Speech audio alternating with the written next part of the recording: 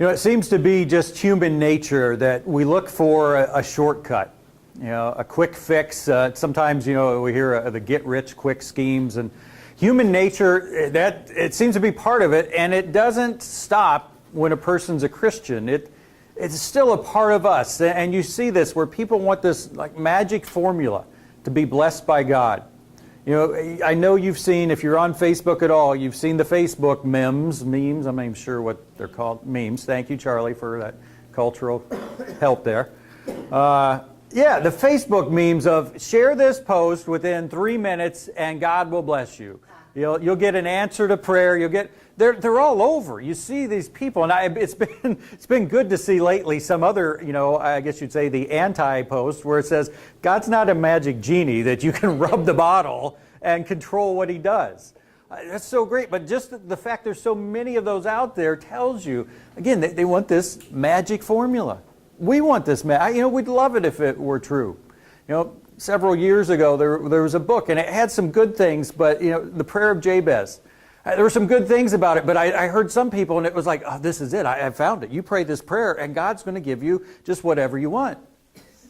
I thought, really? Cosmic Santa. Yeah, how in the world? First of all, to think that God can be manipulated like that, because I pray the exact right words of a prayer. Or the other side, if you don't view it manipulative, God is so anxious to bless me, but He stuck the magic formula in some obscure passage of Scripture. You know, He's not that anxious to bless us then, or had been, you know, in the middle of the Lord's Prayer or something where we're all going to see it. There is no magic formula to being blessed by God. Matter of fact, today we're going to see there's something that looks like just the opposite. You know, it's a warning of if you do this, if this is true about you, you're not going to be blessed by God. And it's in James chapter 1. And let's start at verse 5 that we looked at last week, but it definitely leads us right into this. It says in James 1, verse 5, "If any of you lacks wisdom, you should ask God, who gives generously to all without finding fault, and it will be given to you.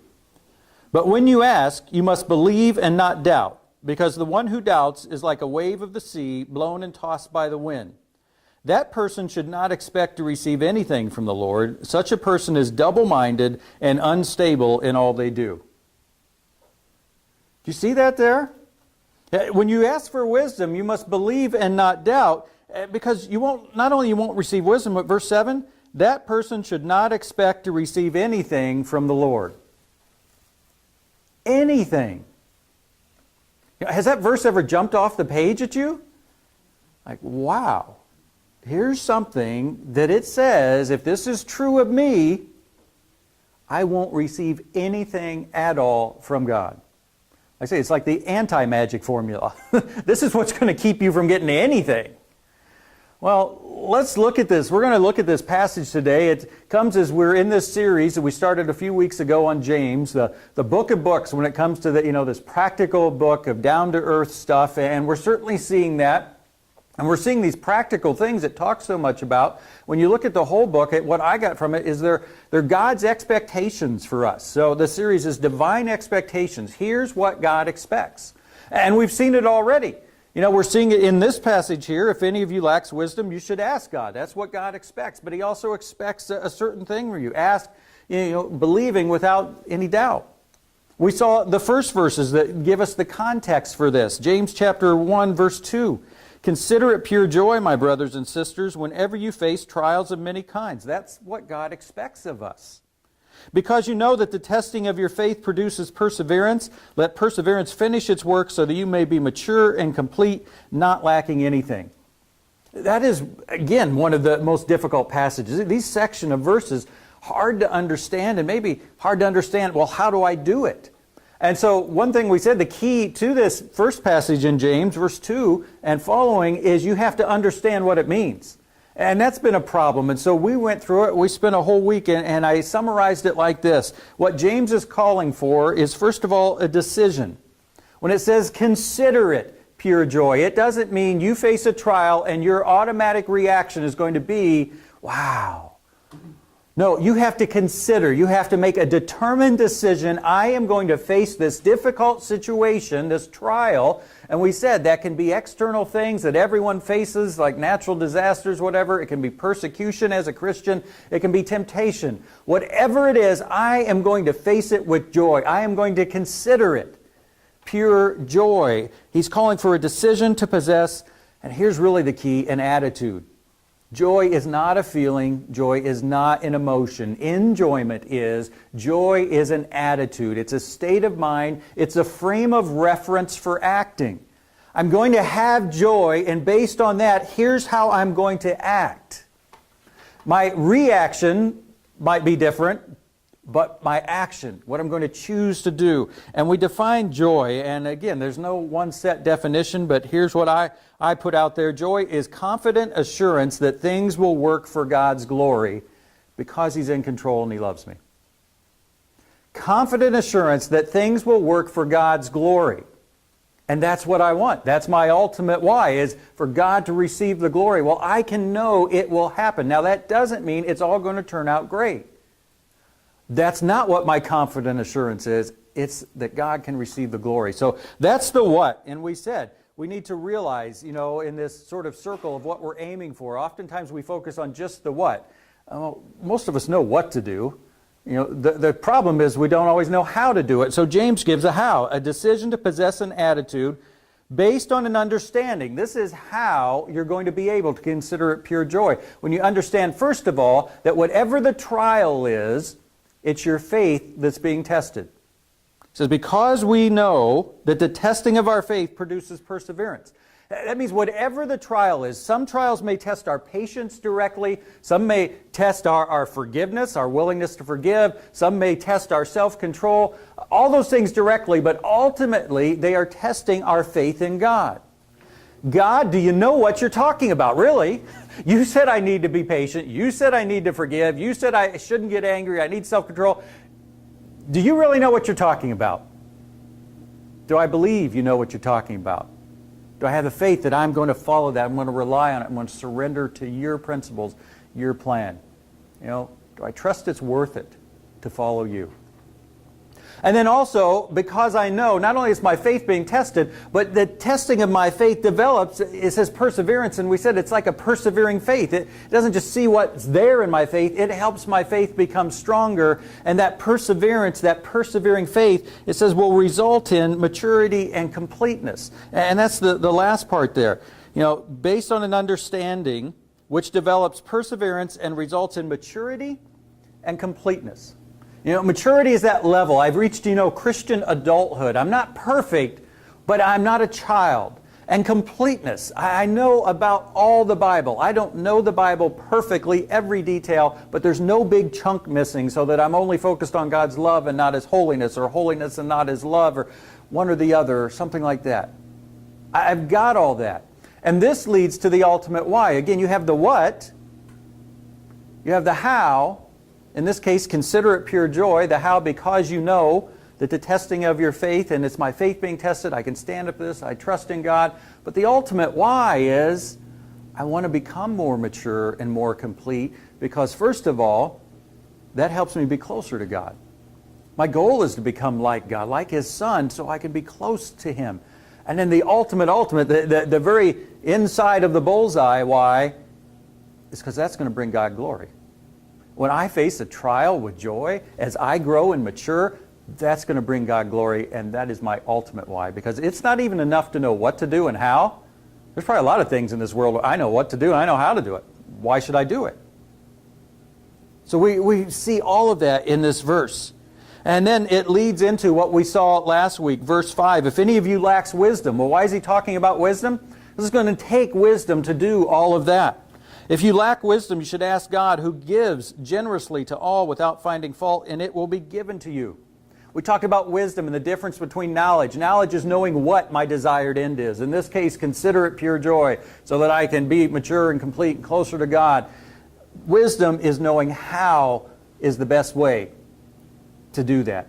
How is the best way to achieve that desired end? And we also said in the fullest sense, it means doing what we know is best.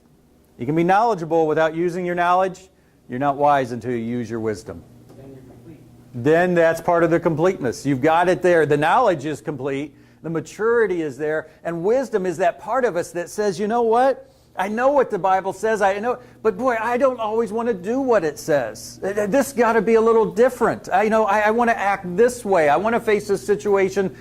Yeah, I want to prove I'm right. I want to do this. I want to show who's boss. And wisdom says, has that ever worked before? Come on. And we give into that wisdom. It is, and that's the wisdom. And ultimately, it's all from God. It can come from our experience, from others, but it comes from God. God, help me to get this wisdom. And look what it says. God gives generously. Not just a little bit, sorry, I'm out for today. Matter of fact, it says that it's the God who gives. He loves to give without finding fault. He doesn't point his finger at us and say, I told you so. Yeah, you should have known better. And then it will be given to you. How many prayer requests?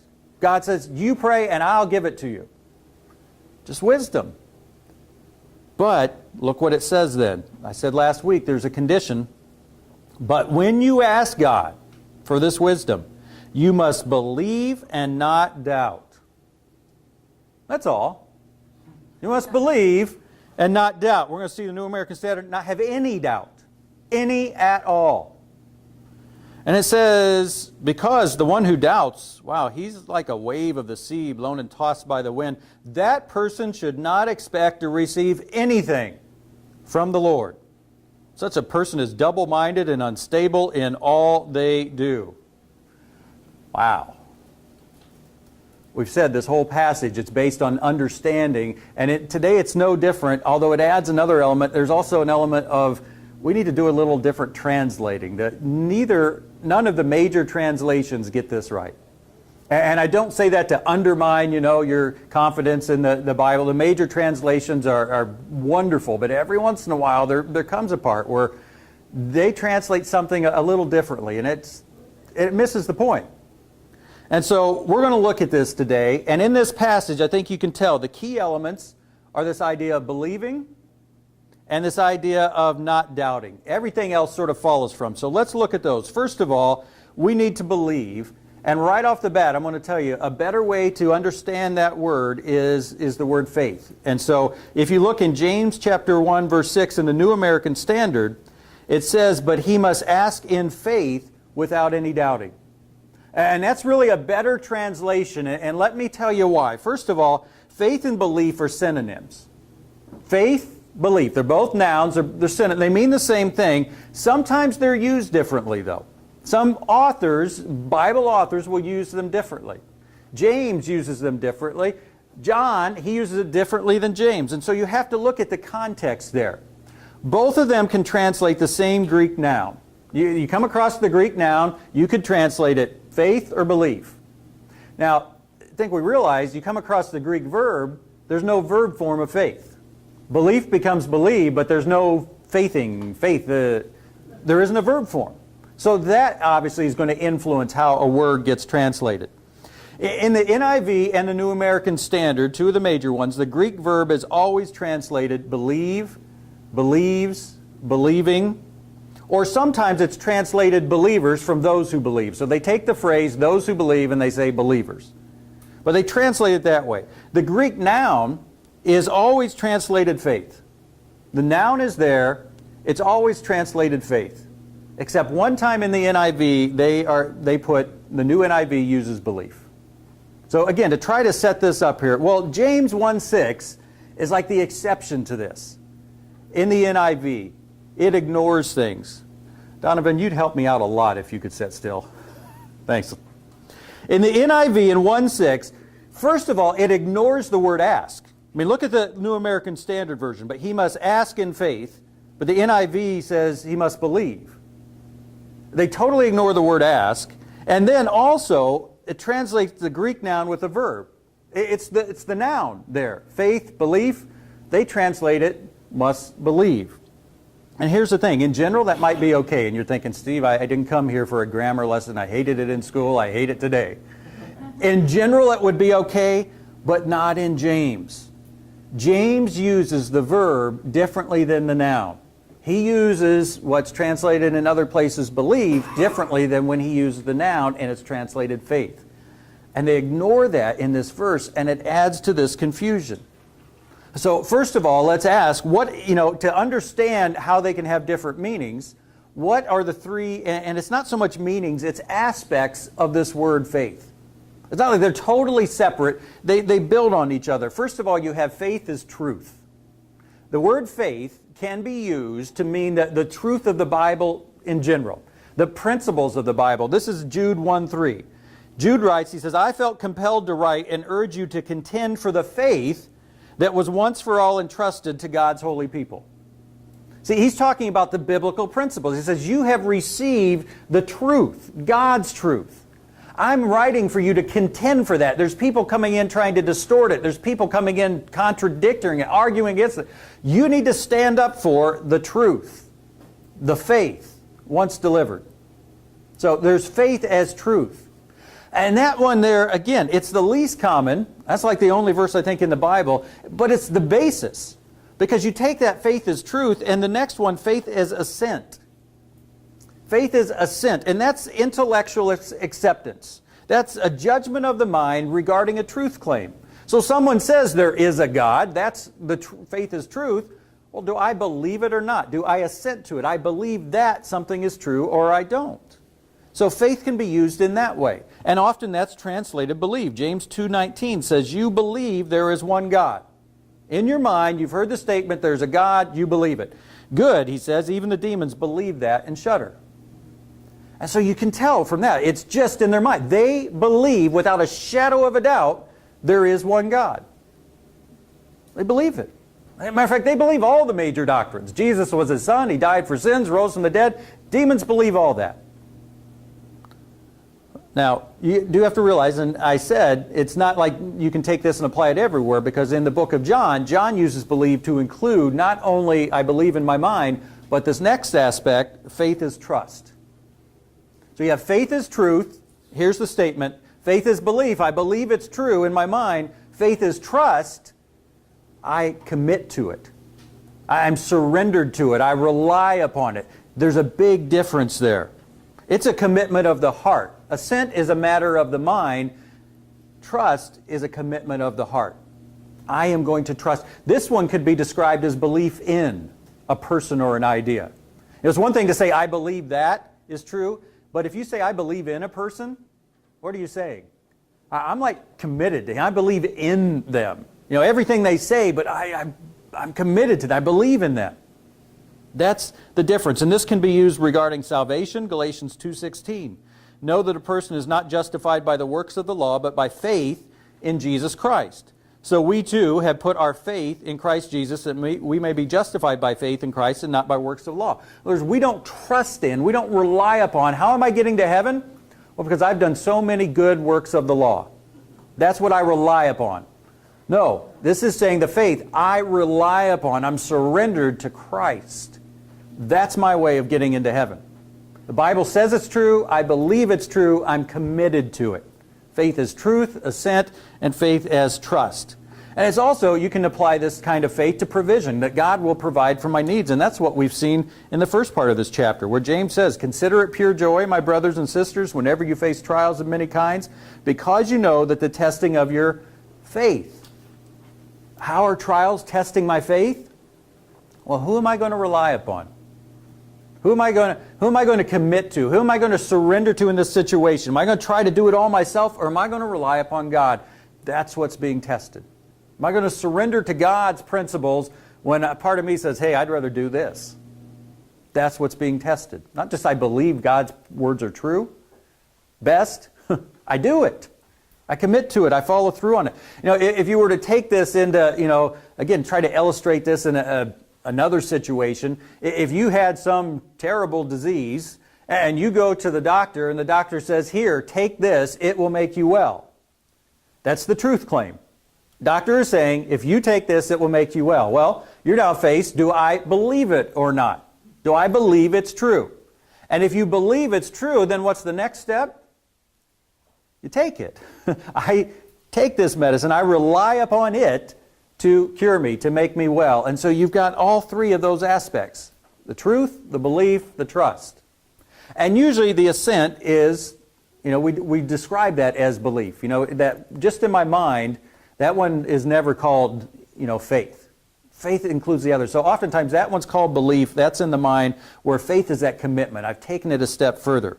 And so here's what it all comes down to. When James says ask in faith, as the New American Standard puts it, he's not only talking about assent. He's not only talking about belief. He's not saying believe that God can give you wisdom. And this is why it's so important, because James specifically uses the verb for assent only. When he talks about the demons, even the demons believe. Even their mind, assent in their mind. I believe the statement is true, there is one God. Even the demons believe that. He doesn't say even the demons have faith in God. Because they don't have faith in God. They believe the statements about God are true. You see the difference? And that's why it's important to translate this the way it should be. You must ask in faith. Not just ask believing it's true, but you must ask with this commitment, this surrender, this reliance. Again, he's not saying when you ask for wisdom, you must believe God will give it. You must have faith. You got to have this commitment, this reliance, this surrender. What is it? When I ask God for wisdom, God, I will accept whatever wisdom you give. That's what he's saying. He's not saying when you ask God for wisdom, believe he'll give it. He's saying when you ask God for wisdom, be open and accepting, surrendered to, relying upon whatever wisdom he gives. Whatever it is. That's a huge difference. Well, I believe you'll give me wisdom. I'm going to follow it, accept it, live by it, whatever it is. That's what James is talking about. So again, it's not primarily even an intellectual issue. It's a moral issue. It's not that God will give wisdom, but will I listen to it? That's why the central question today is the title of the sermon. Do I want to hear what God has to say?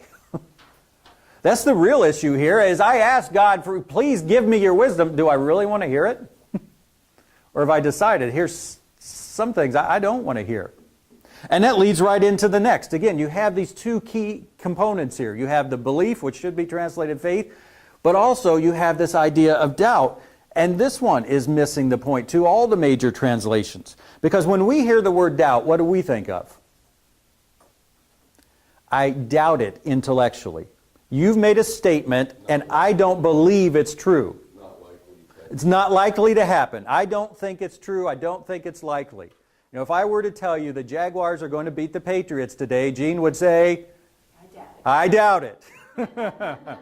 Don't know absolutely for sure, who knows, but I highly doubt it. I highly doubt it. And I highly doubt it too. And that's how we use that word. I don't believe it. But again, James is contrasting doubt, not with belief, but with faith. So it means a little different, don't you think? It's the biggest sin there is unbelief, technically. Well, it's the one that could, if you never believed in the truth and never committed to it, you're not going to get to heaven. But look what he says here. And unbelief and all that stuff, it's all really the worst stuff. Well, look what he says. If you doubt, and the New American Standard doesn't say just doubt, it says any doubting. You must ask in faith without any doubting whatsoever, or you won't receive the wisdom that you're asking for. You won't receive anything from the Lord. Anything at all. And it describes the life of such a person. You'll have a life that's like a wave of the sea, blown and tossed by the wind. Is that the life anyone wants? But he says that's what's going to happen. And I don't know about you, doesn't that scare you somewhat? To think, wow, if I don't get this one right, that's my fate. It says it right here. I won't get wisdom, I won't get anything, and my life will be miserable, a wave blown and tossed by the wind. I don't want that. It scares me. Especially when I read this at first and I think, there's times when I ask God for things and I don't 100% believe. I like assign a percentage. I'm in the middle of the situation. God, please help this situation get better. I believe about 78% that you will, and about, what's that leave, 22%? I just don't know how you can pull it off. Ever get there? I mean, even if I'm higher than that, a 90, 95, am I ever 100% sure? Yes, God, Absolutely. Pray and this is going to happen. Which opens another door anyway. We aren't supposed to pray and we know absolutely what's going to happen. So it's not that we should be believing God will. I've said before, faith, you look in the Bible, it's not faith that this is going to happen. Doesn't it happen? That doesn't occur in the Bible one time, and it doesn't mean what we mean by it. Got to have faith that you're going to do this. The Bible talks about faith in God. I have faith in you whatever you do. But I still look at this and even like, God, is there even a possible way to do this? And man, and so am I in that situation? Asking faith without any doubting? And then another thing that always came to my mind when I saw this, do you ever read this passage in James and then think about the Father in Mark 9? Remember that story? Jesus is up on the Mount of Transfiguration. He starts to his glory is shown there in some limited, fashion in the sense that he glows. Moses and Elijah come. Peter, James, and John are up there with him on the mountain. It's this amazing experience. Remember what was happening down below? They come down and there's a father who had a demon-possessed son. And he had brought this son to Jesus. At the point, Jesus is up on the mountain, and so he asked his disciples to heal him. Disciples have healed all kinds of people. Jesus has sent them out prior, and they've healed, maybe risen people from the dead. Rose people from the dead? They brought people back to life who were dead. And so he brings his son, and they can't heal him. Well, Jesus comes down and sees this, and that's where it picks up. Mark 9:21, Jesus asked the boy's father, how long has he been like this? From childhood, he answered. It has thrown him, the demon, has thrown him into fire or water to kill him. But if you can do anything, take pity on us and help us. Verse 23, if you can, said Jesus.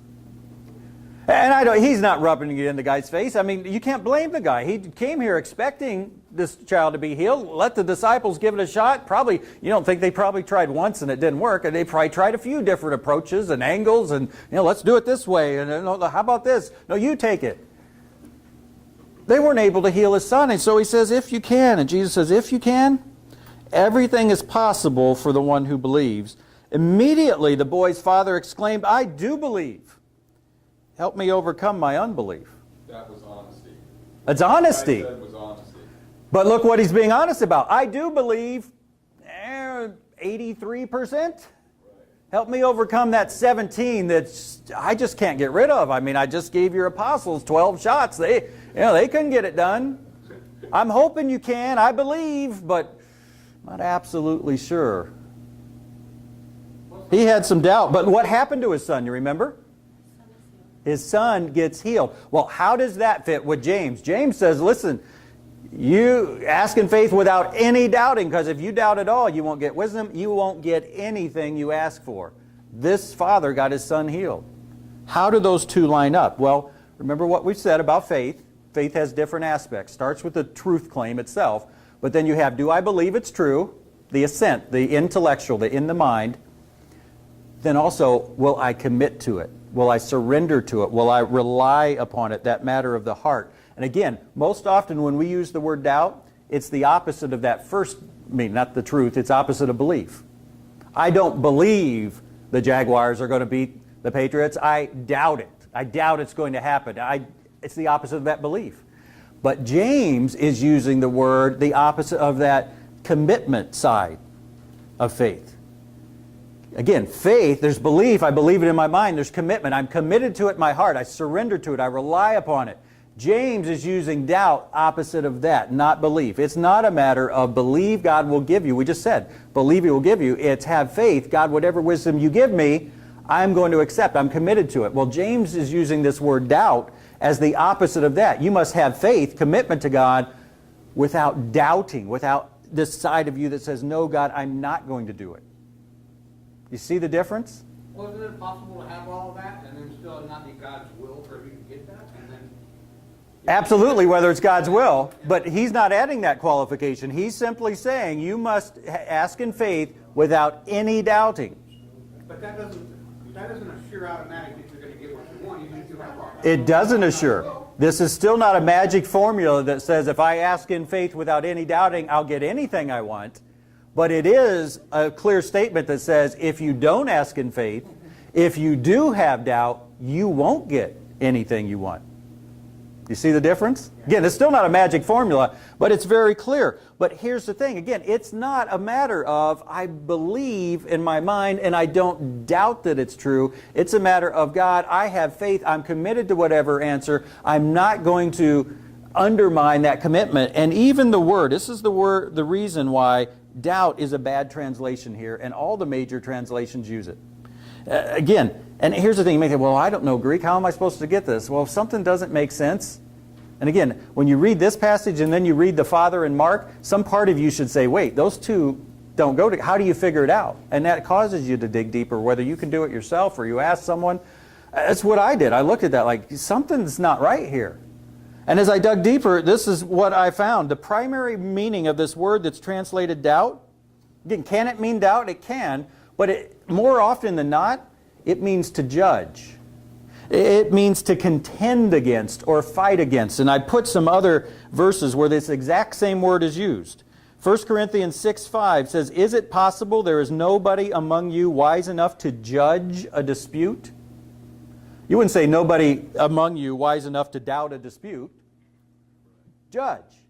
What's that mean? That's mean to take it all in and make, here's what I'm going to do on the matter. Here's what's best in the matter. In that context, that's great. He says, I want someone wise enough to judge.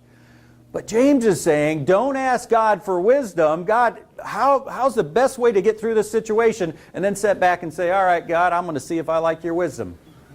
I'm going to judge and see if that's really the best solution or not. Because I hear a lot of things out here. See how you stack up. That's what James is saying. Contend against, Jude 9. But even the archangel Michael, when he was disputing with the devil about the body of Moses. Now that's a whole other story we don't know the details of. Can't wait to get to heaven and say, all right, what was that all about, God?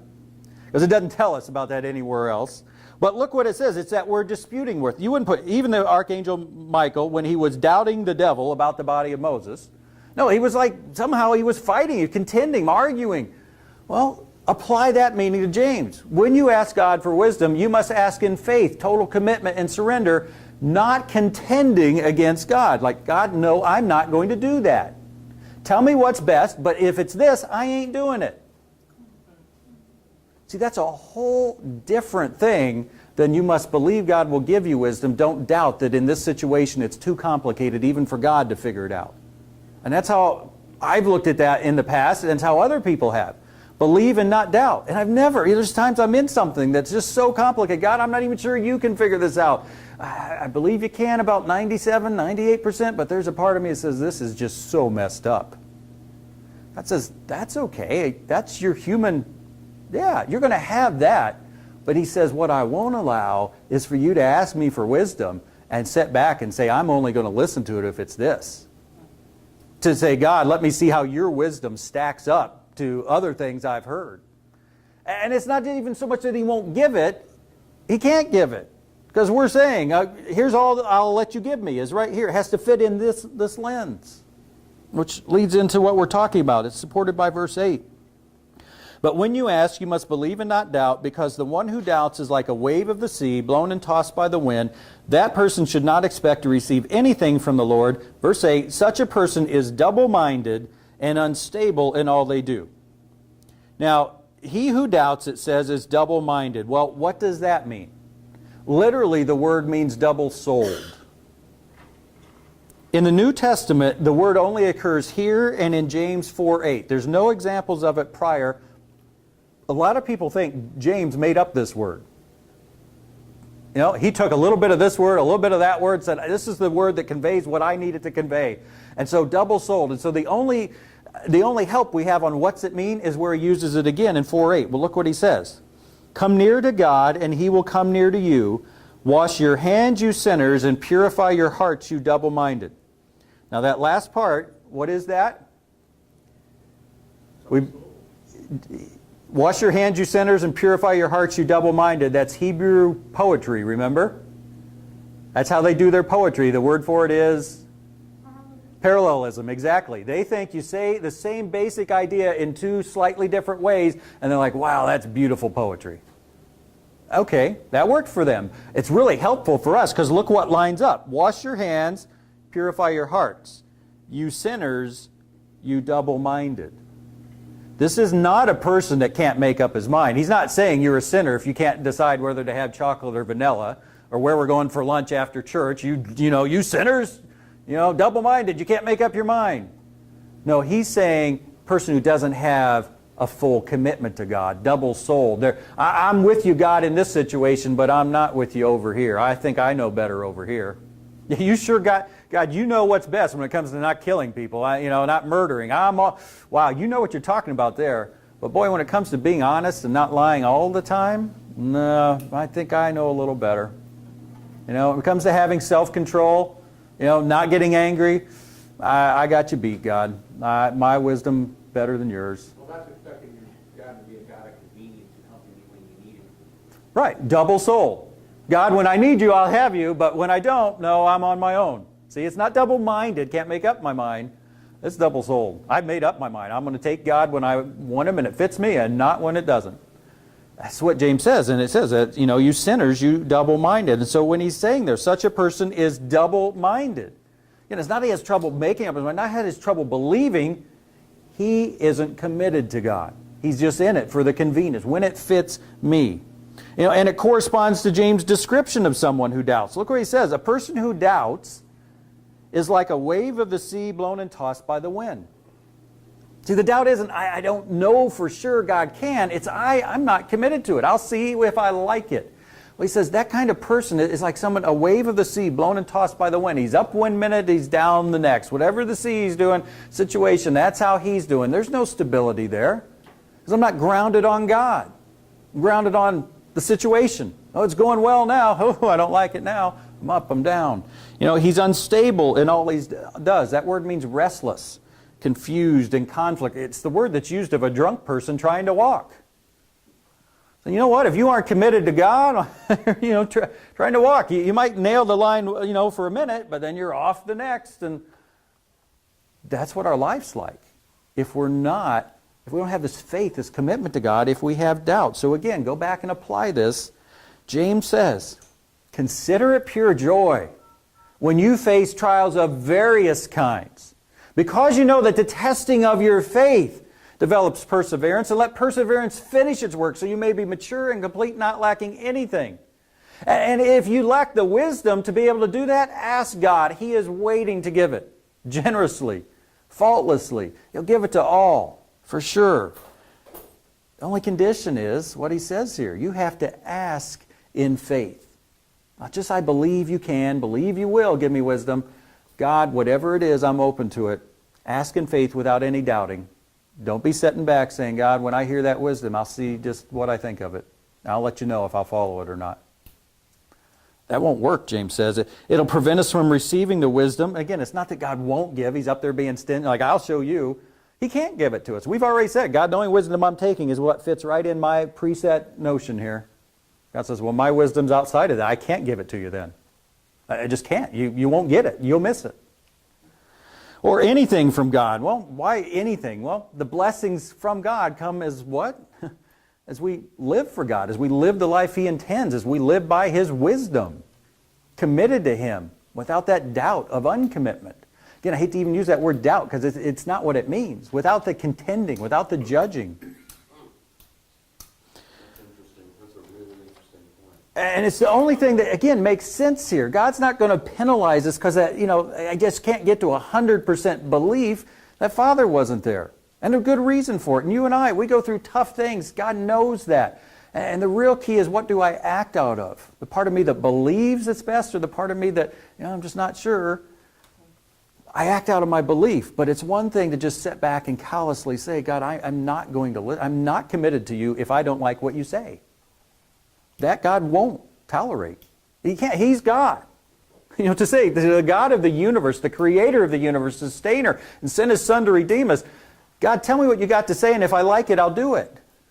That goes against the entire thing. What's the verse we talk about? If you want to be my disciple, you must take up your cross, lay down your life, and follow me.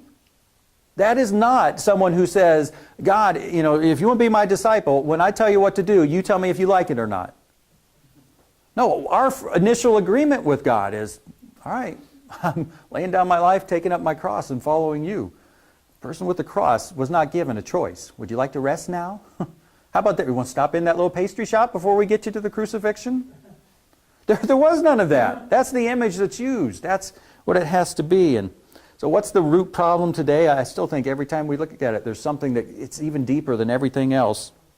Today we need to surrender. We need to rely on God. Well, why wouldn't we? I stopped to think about, why wouldn't you surrender to God? Why wouldn't you rely upon God? And I thought, well, let's think about a person. Why don't we maybe trust a certain person? And I think the answer is either we know they're not trustworthy. Do you know some people? Like, I'm not going to trust them. Why? Well, because I've tried before. They weren't trustworthy. I've heard about they're not trustworthy.